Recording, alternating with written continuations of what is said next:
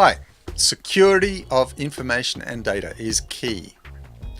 Risk management, proactive risk management that demonstrates an unrelenting commitment to information security and privacy, reduces the cost of compliance and builds trust with customers. You have to be upfront about this. Information security is a key business process across the organization nowadays.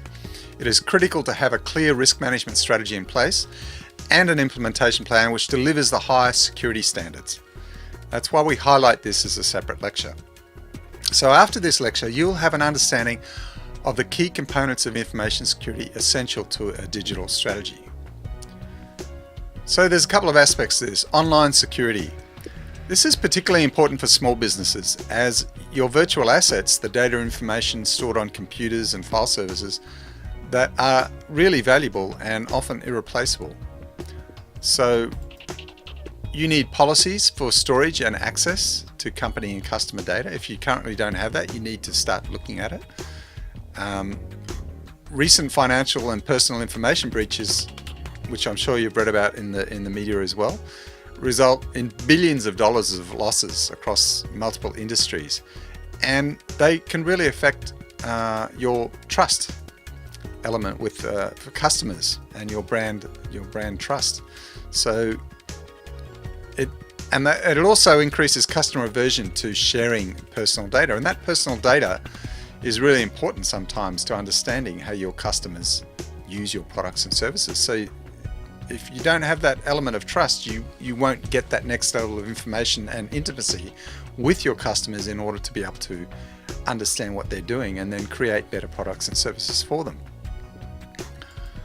So cloud-based backups is another system where you might want to look into.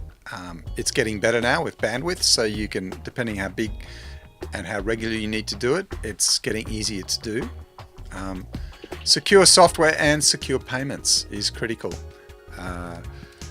You need the right level of security, HTTPS commonly called, and you also need secure payment systems. That's just a given nowadays. You have to do that.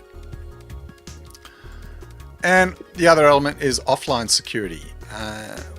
We might be working in the cloud, but you still have physical security, whether you're in an office or a home office or working in a cafe.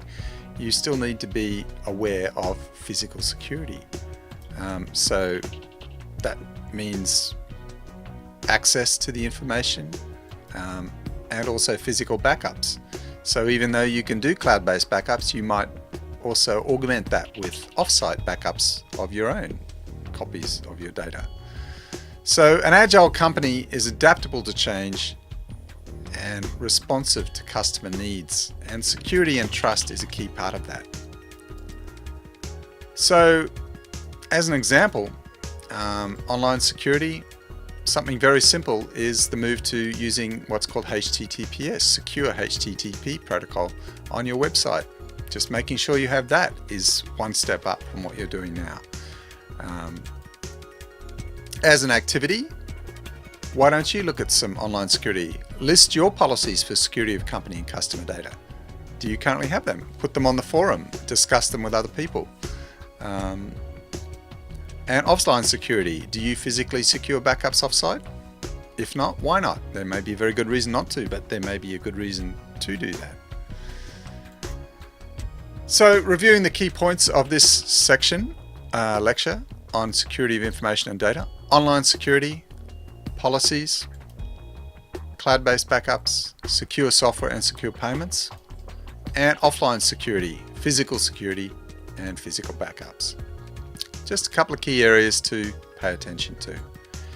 In the next lecture, we'll look at creating a culture of innovation, and this is about creating a company culture that is adaptive, flexible and responsive to customer needs and wants.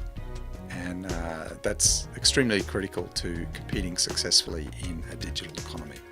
Until then, see you then.